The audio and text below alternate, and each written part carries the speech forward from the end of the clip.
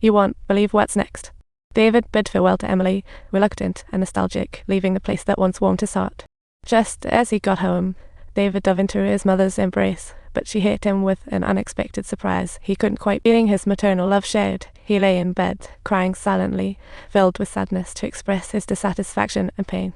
But this behavior didn't help at all. Instead, his stepdad showed his concern by coldly comparing David to a dog, hinting that if he would face severe beatings. Such threats left the boy more terrified, unsure how to face this new family and his future. A few days later, the atmosphere at home became heavy again when the stepdad's sister popped in for a visit, bluntly declaring she disliked David, stripping his mother's household status and demanding house keys, claiming henceforth she'd take charge of everything. Despite her unhappiness, the mother reluctantly let the nanny hand over due to the woman's forceful manner.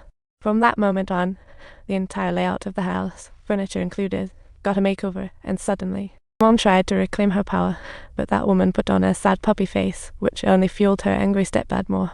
The stepdad yelled at her unexpectedly. The kind woman, to keep peace, gave up reclaiming authority. When David thought he could eat normally, his stepdad vented his anger on him. "Go to bed," he said. "Life goes on." But it was markedly sadder. Every time the stepdad saw David happily playing, he felt the urge to educate him. He barred David from the nanny. I can't imagine how his mother got with such a person. A man who's so emotionally unstable.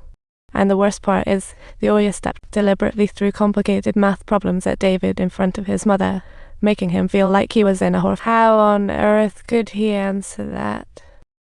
He pondered. "Please, you mustn't hit me any longer." "You'll learn," came the response. "Don't hit me, Mr. Liu." "I've tried. I promise, just don't hit me." Subtitles. Stop right there, you scoundrel of a person. All because you've bitten your stepfather's finger.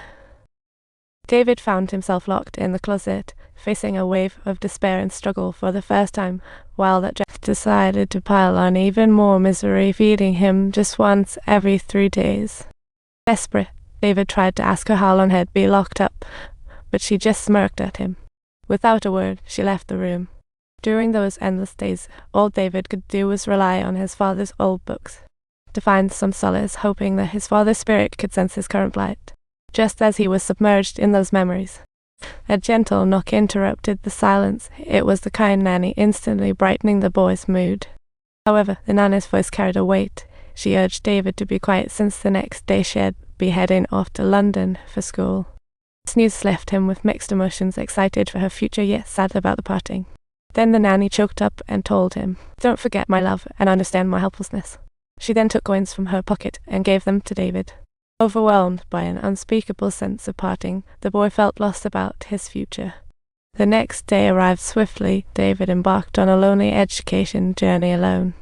Along the way, 2 fellow travelers crowded him in purposefully, the delightful smell of food wafting right under his nose.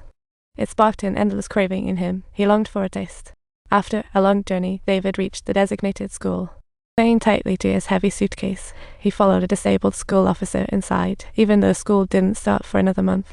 But David got an early warning for biting his finger. His ear tugged severely.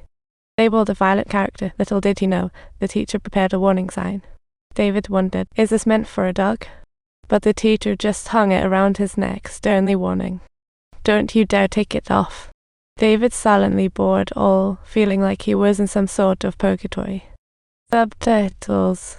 After school resumed, David unexpectedly found himself the focal point on campus, encircled by a bunch of mischievous boys who were mocking him.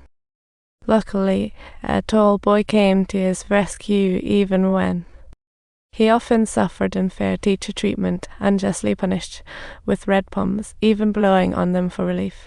After getting back to the dorm, that tall classmate reached out to him, offering support. Not only did he help take off that warning sign, but he also showed David a long-awaited kindness.